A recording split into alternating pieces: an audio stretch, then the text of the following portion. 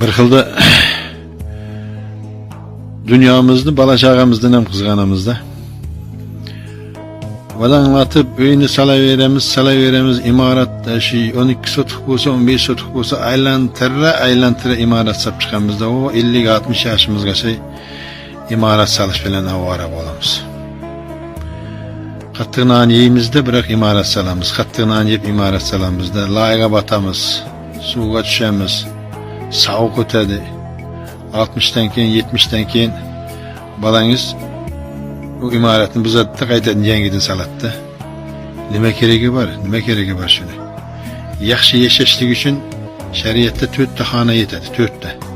Biri xotin, biri qiz bolalar, biri o'g'il bolalar, biri ofshi bir mehmon kutadigan xona. Bo'ldi. Qolganiga zakot tushirib berasizda. Shunday uzun imoratni salaverib charchaysiz u. Bundan ko'ra dasturxoningiz to'kin bo'lmaymi? O'rta hol yashang, dasturxoningiz to'kin bo'lsin, xolodilnikingiz to'la bo'lsin. Og'risangiz ham ko'rinmaysiz, davolanmaysizda. Qiziqmanda. Sanatoriyaga boring, bir yilda bir xotin. Dam oling, tanaga dam bering.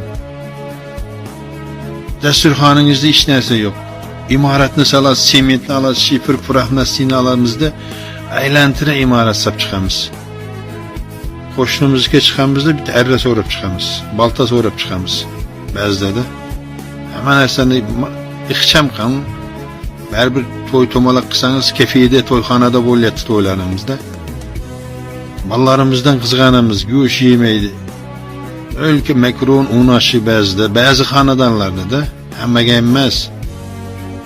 Men o'zim boshimga tushgandan keyin aytayapman-da bu narsani. Imorat to'xtatingda. Salayib hech narsa olib ketamiz ekanmiz. Undan ko'ra sog'lig'ini o'ylab, topganingizni chiroyli dasturxoningiz to'g'irlab qo'ying, qoziq kelib qo'ying.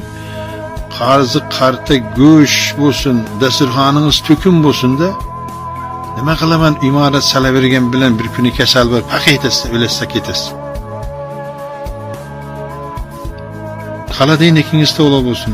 Bolalarni hammasi qarni to'q bo'lsin, yemaklabini az bo'lmasin. Zo'rg'a yuribdi xotiningiz ham da qulay deb. Birim 2 bo'lsin deb salayib imoratni chagandin. Sal o'zinglarga ixcham qilib saling. O'g'il bola, qiz bola kuxna ayvonqinda bo'ldi, qag'ani kerak emas, zabor qilib o'rab qo'yish kerak bo'ldi. Yaxshi yashang, xotiningiz ham, siz ham qarningiz to'q bo'lib, kasal bo'lsa olib borib ko'rsatib, sanatoriyalarda yotib demang.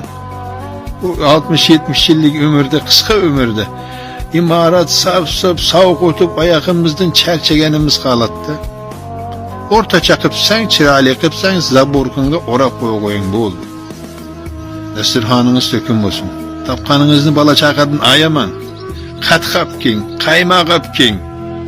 Yilda bir qaymoq yemaydiganlar bor. Allohga shukr qilib yashasangiz, bir kunlik topganingiz bir haftaga yetadi bu. Yaxshi yashasangiz, muomalayi, murosai madora bilan yashasangiz, hamma narsa yaxshi bo'ladi. Urush janjal bo'lmasa, to'qchilik bo'ladi inshaalloh. Alloh hammamizga dasturxonimizni fayzini, barakotini bersin. Uyimizni issiq qilib, chiroyli umr surib, dam olib, Allohga itoat, ibodat qilib yashashlik hammamizga nasib qilsin. Assalomu alaykum va rahmatullohi va barakatuh.